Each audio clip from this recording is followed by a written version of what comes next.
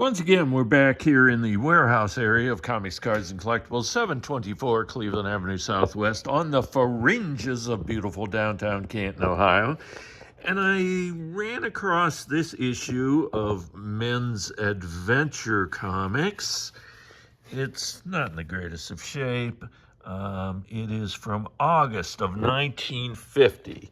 And it has several stories which are neat.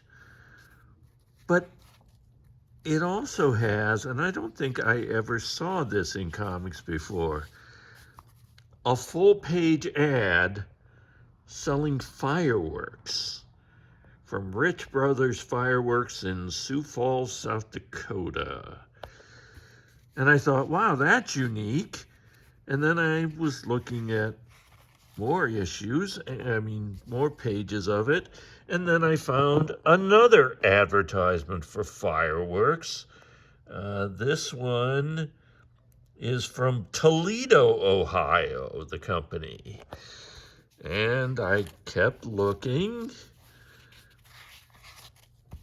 And what did I find? Of course, more comics.